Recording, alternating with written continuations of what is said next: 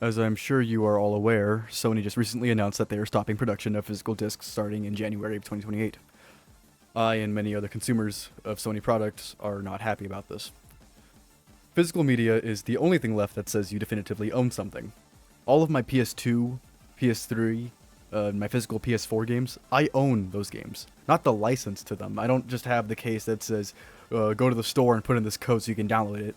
All of those games, they are copies that I own dead to rights, and that just gives me a sense of security.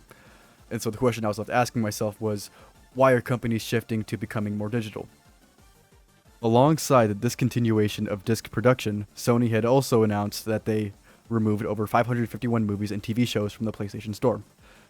They also said that any movies and shows you purchased before this change that were removed will not be refunded.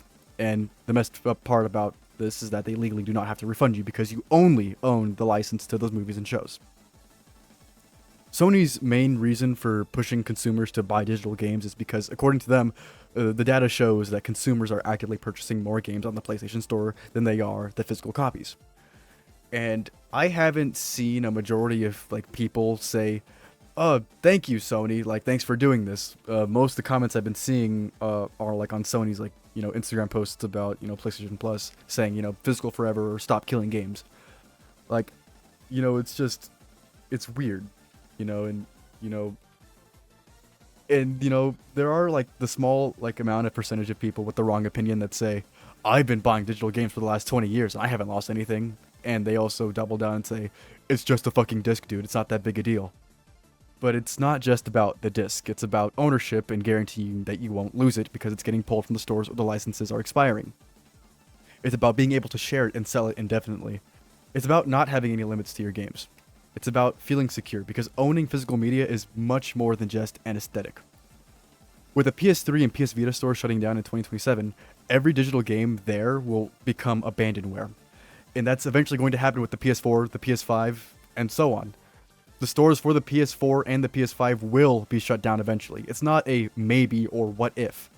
Sony wants you to bend to their will of going digital, but once their new generation console comes out, the very same stores that they are pushing to be used more today will be left to rot and become abandonware just like the consoles before them. And it just makes me wonder, why push to buy digital games if eventually you will no longer be able to pay for the games because the services for those stores are shutting down? And something that disappoints me when I think about is when the PS4 first dropped, Sony had a video demonstrating how to share games on the PS4. And it's a very simple video. It's just one guy lending a physical copy to his friend. It's so simple, yet it's a brilliant example of why physical media was important. Sorry, is important. Because you could sell the game, lend it, borrow it, keep it, and nothing would ever happen to the game because everything you can need is on that disc. The only way you're losing that disc is if it, breaks or, you snap it on purpose. You'd have to go out of your way to have that taken away from you. And so even if some metric is saying that consumers are buying more on the PlayStation Store than they are driving to the fucking GameStop or Walmart, that doesn't mean anything if no one asks for this change. I saw one video that said if only 30% of consumers are buying physical copies, then stop overproducing discs and produce discs at the percentage of the consumers who are buying the physical copies. I mean, honestly, on paper, that's, a simple solution, but the percentage will not always stay the same. The percentage will fluctuate, and so if physical copies sell out and a person wanting to purchase a physical copy, they're just going to opt to pay for a digital version, and the problem is right back where it started. So I don't think there is a definitive clean fix to balancing the number of discs being sold and produced and the number of people opting to pay for their games on the Play Store. And at the end of the day, it's not the end of the world, but I just feel like this is a poor decision on Sony's part. It's a very grass is green take because it's a popular opinion, but I just don't think it's good.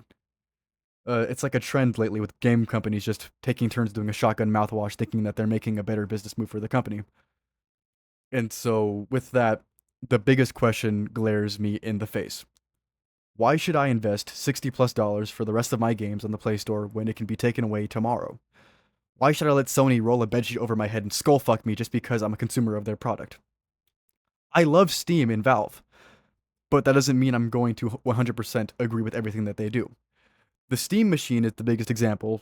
And I know that the price of the Steam machine isn't Valve's fault, but for a console that's essentially just a PC, a PS5, and an Xbox mushed into one system without a controller with a minimum storage space for over $1,000, you can't really expect me to, buy into that and say, yo, yeah, because it's from Valve, it's going to be the best thing ever when it's a poor investment.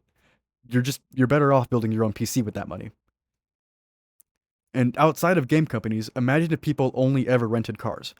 You'd pay constantly to have your license to drive that car updated and valid, but once you miss a payment, the car dealership or whoever loaned you the car will take it back and give it to someone who can consistently make payments to borrow the car.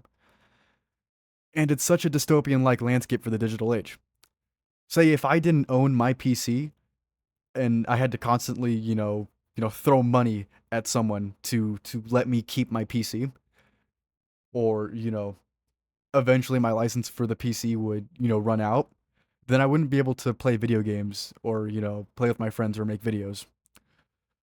And so there are so many things where we can just say, imagine if I only owned the idea of this property, or imagine if I didn't actually own anything and I was in debt because I'm constantly paying to fund my synthetic lifestyle.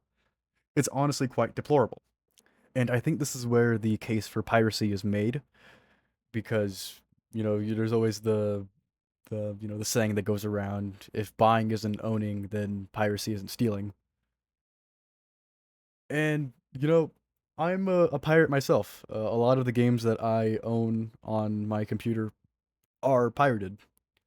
Um, a lot of story-based games that I've already paid for on other consoles, whether it's like a physical copy or digital. Like for Metal Gear Rising, I have it on the PS3, the physical copy of it. And so one day I was like, you know what? I'm just gonna pirate Metal Gear Rising because I'm not gonna drop $20 for a game that I already own. So I'm just bringing a game that I already have onto my PC, even if it's not like the exact same save file. You know what I'm trying to say? But yeah, no, and I think that's where like people would push against and start like a resistance against poor game company decisions like the ones Sony made. And there are many ways to push back against their decision. um you know a stupid one, but something that I guess if it makes you feel better you can do it anyways. Boycotting. I mean, boycotting a $1 billion company isn't really going to do anything, but getting your voice out there, I think, um, shows other game companies to probably avoid doing something stupid so that they still have a big consumer base. Uh, or supporting other game stores like GOG, or sorry, I'm not sure if it's like pronounced GOG or whatnot, but I have like one game from there. I think it's the first Metal Gear Solid. I probably pirated that one too. Actually, I'm not gonna lie to you. But yeah, it's I think just in conclusion, Sony's decision is poor, and I think we're headed into like a really really like medieval time. It's like we're being sent to the fucking shadow realm. And like I said before, um, there's really not much we could do except for you know protest, support other companies or third party services. But I just think it's a sad thing for physical media because there was a certain level of joy to unboxing things. Like someone like those like huge ass bundles, for like Black Ops. Like you could drop $300, 200, and you'd get a fucking mini fridge that's themed like the fucking Juggernog perk, or you just get a statue or whatever, or like the things that Rockstar did with GTA 4. Like that was cool, and we're never gonna have that again. And I think that's just really sad. So that was just my 2 cents on it. It's probably the same thing you've heard everywhere, but if you stayed and listened for this long, I want to thank you. And just drop your thoughts in the comments below. I'd like to hear what you guys think. And with that being said, that's the end of this video. Thank you for watching.